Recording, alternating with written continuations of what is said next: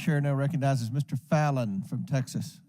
How did a 20-year-old loner with a week's notice pick the absolute best location to assassinate President Trump when the entire Secret Service missed it? Director Cheatle, in your leadership, your agency got outsmarted and outmaneuvered by a 20-year-old. How can we have any confidence that you could stop a trained professionals from a nefarious nation state?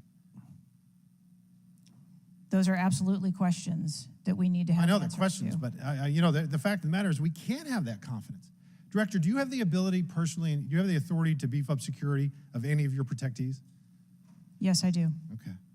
So were you also aware there was a credible threat President Trump was facing? He was facing a heightened security threat to a foreign adversary?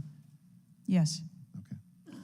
So given that there was an increased threat to President Trump's life, was he provided a full security complement akin to what a sitting U.S. president would receive? He was provided a full complement of security based on the threat assessment that we had. That's not my question. And the venue. My question is, if he'd been the sitting president, would he have had the same security he had on July 13th, or would have been beefed up? There is a difference between the sitting president. So your answer is he didn't.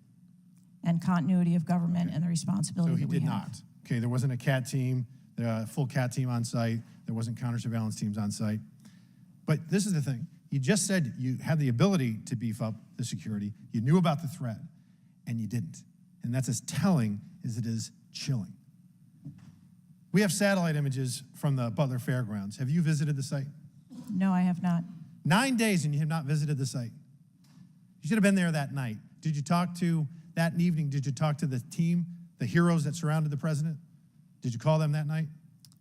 They were still operational working. So that's an answer is no. Did you call them the next day? President. Yes, I spoke with them. You called them the very next day, not the day of, or was it 72 hours after? I don't know the timeline, but I spoke with them. Okay, because you're under oath. Immediately following. I think it was 72 hours after. You waited 3 days. What is immediately clear is that there are a number of structures that need to be secured. Of these, Director, other than the first, immediate 4, what's the most dangerous site that should have been secured? Because Security 101, you got to mitigate the high ground. Yes.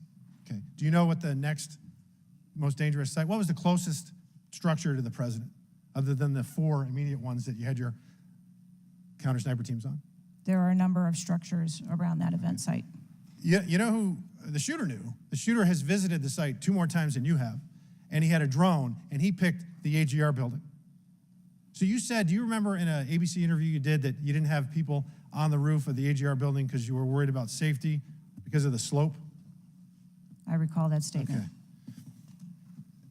Does the Secret Service have written policy you can share with us about slope roofs? No. Okay. So why'd you act like there was one? Because is it your practice to comment on enormous events of enormous national implications when you're ignorant of the facts? That's rhetorical. So here's this thing with the slopes. You go all up to like 1812, you can go to a 112, which is about as flat as you can get without it being completely flat. And you're saying that there was a danger, safety concern there, but the problem is, Director, you put your counter snipers on a 312 roof, which is steeper than the 112. And by the way, the 112 is ADA compliant. You can build a ramp for a wheelchair on a 112 roof. So these are nothing but pathetic excuses, and they make no sense, and they're a bunch of cow dung. All the law enforcement I've spoken with over the last 9 days are amazed that the AGR rooftop was not secure. And you want to know why? Because it's dangerous. I have never had any long gun training in my life.